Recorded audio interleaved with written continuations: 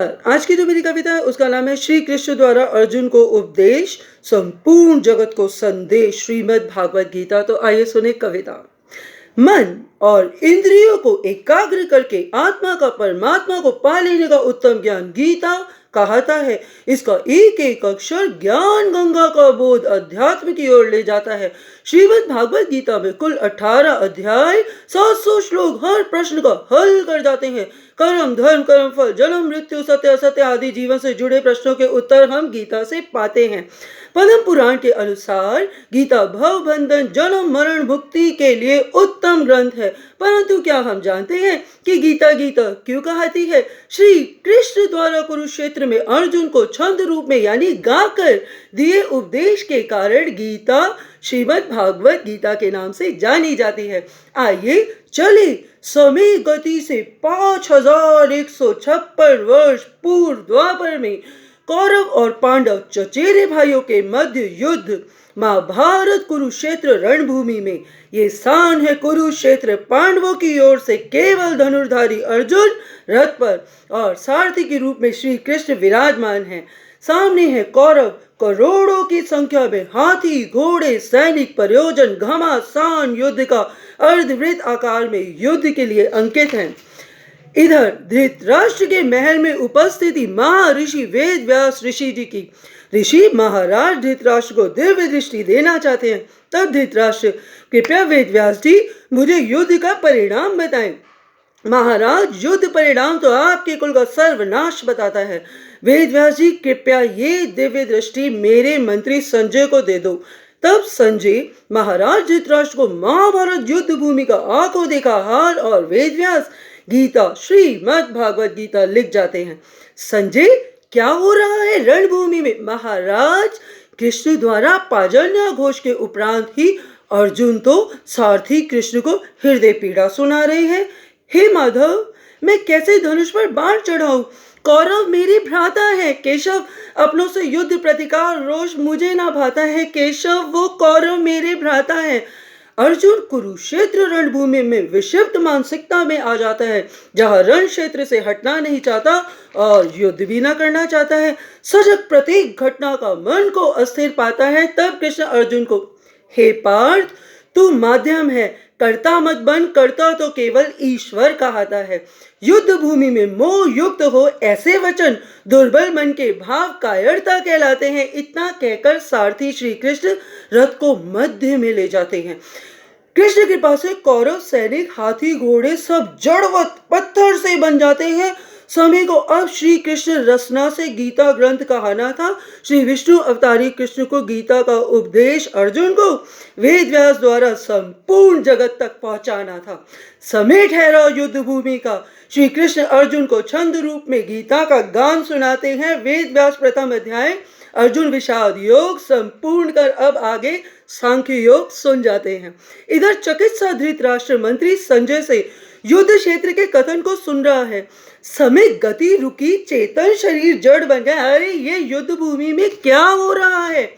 तब संजय, महाराज, अब श्री कृष्ण अर्जुन को सांख्य दर्शन, हे पार्थ, संपूर्ण विश्व त्रिगुणात्मक प्रकृति सत्य रज तम का प्राकृतिक परिणाम है।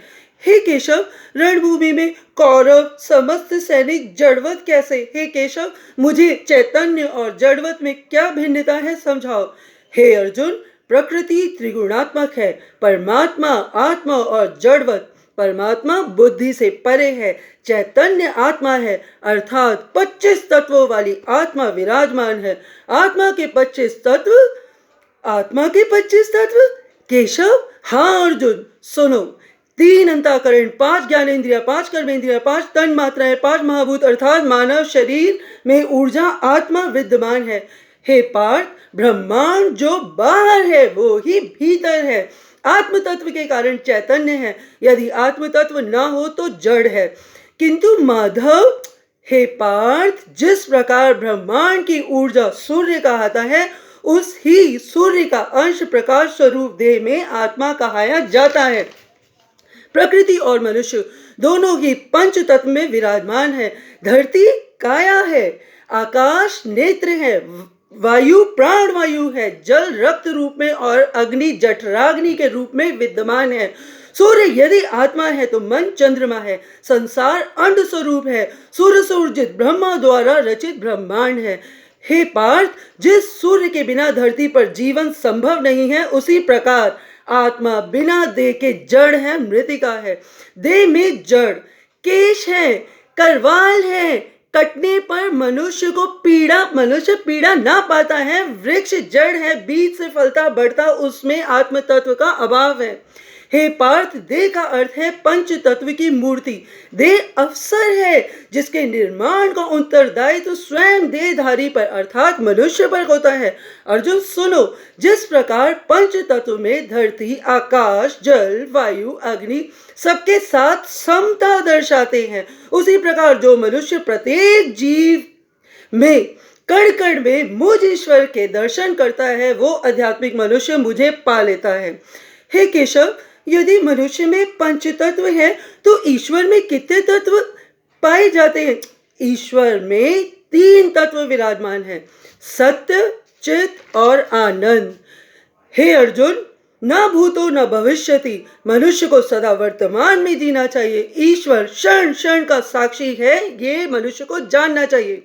और इस प्रकार महाराज श्री कृष्ण अर्जुन को कर्म योग में नित्य कर्म करने वालों की श्रेष्ठता, जैसे कि प्रकृति नित्य कर्म कर रही है, शरीर भी जन्म के साथ अकर्मण्य नहीं है, लगातार कार्य कर रहा है, बता रहे हैं।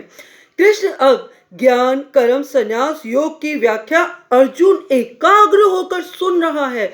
हे केशव, ज्ञानी क्षण क्षण को महत्व देते हुए अज्ञानी जीवन बिताने के लिए, व्यतीत करने के लिए कार्य करता है। हे अर्जुन, अज्ञानी समदर्शी नहीं होता, वो केवल स्वयं की प्रसन्नता को कर्म जीवन निर्वाह करता है। हे अर्जुन, समदर्शी इंद्रियों को केंद्रित करके आत्मा को संयमित, सुख दुख में समान, और वो कभी विचलित भी नहीं होता। हे केशव, इंद्रियों को केंद्रित, अर्जुन सुनो, तू इस रथ को शरीर मान, अश्वों को इंद्रियां, स्वयं को आत्मा, मुझे सारथी जान। यदि आत्मा जीवन का मानव तन का उत्तम प्रयोग नहीं करेगी तो मन उसे भ्रमित कर इंद्रियों के वश में संसार में घुमाएगा, उसका जीवन नाश हो जाएगा। जो होना है होकर रहेगा, अन्न जल समाप्त होते ही देह का अंत हो जाएगा। तो युद्ध भूमि में है वीर अर्जुन, क्षत्रियों को रण में पराजय वो भी मोहवश ना भाता है। इतना सुनते ही अर्जुन एक बाण चलाता है, कृष्ण कृपा से वो एक बाण करोड़ों बाण बन जाते हैं। सैनिकों को, कौरवों को वो बाण घायल कर जाते हैं, किंतु ये क्या, अर्जुन के मनोबल को भी जैसे वो बाण छल्ली कर जाते हैं। अर्जुन निडर हो, अर्जुन निडर हो, युद्ध लड़ो, कायरता रणभूमि को ना भाती है। इतना कहते ही कृष्ण ने विराट रूप लिया, संपूर्ण ब्रह्मांड श्री कृष्ण अपने मुख में दिखा दिया। आधे कड़े कुछ मर चुके, लहू लुहान जैसे गल चुके, कुछ पिसे हुए, कुछ पिसने को। दृश्य जो बाहर था वो ही मुख में अचंभित अर्जुन को जो होने को, जो हो चुका वो भी दिखा दिया। हे माधव, हे केशव, कृपया अपने रूप में आ जाओ। समझ गया, मैं केवल पात्र हूं, करता तो ईश्वर स्वयं आप हो। तब अर्जुन, कौरव और असंख्य सैनिक जो युद्ध में चुनौती लड़ने की इच्छा से आए थे, अर्जुन ने उन पर बाणों पर बाण चलाए। शरणागत सुबह सारथी कृष्ण पर अर्जुन धर्म युद्ध पर विजयी हो जाता है। अर्जुन, जब जब धर्म का विनाश, अधर्म का उत्थान हुआ, मैं स्वयं का सर्जन, साधुओं का उद्धार, बुरे कर्म करने वालों का संहार, धर्म की स्थापना के प्रयोजन हेतु मैं हर युग में युग युग में अवतरित होता हूँ, होता रहूंगा। मैं हर युग में युग युग में अवतरित होता हूँ, होता रहूंगा। और इसी के साथ श्रीमद् भागवत गीता के कुल 18 अध्याय 700 श्लोक संपूर्ण हो आते हैं। श्री कृष्ण अमृत रस धारा तब से अब तक, अब से आगे तक जन जन के हृदय में लोक कल्याण हेतु बस जाते हैं। श्री कृष्ण अमृत धारा तब से अब तक, अब से आगे तक जन जन के हृदय में लोक कल्याण हेतु बस जाते हैं। बहुत बहुत धन्यवाद, बहुत बहुत धन्यवाद।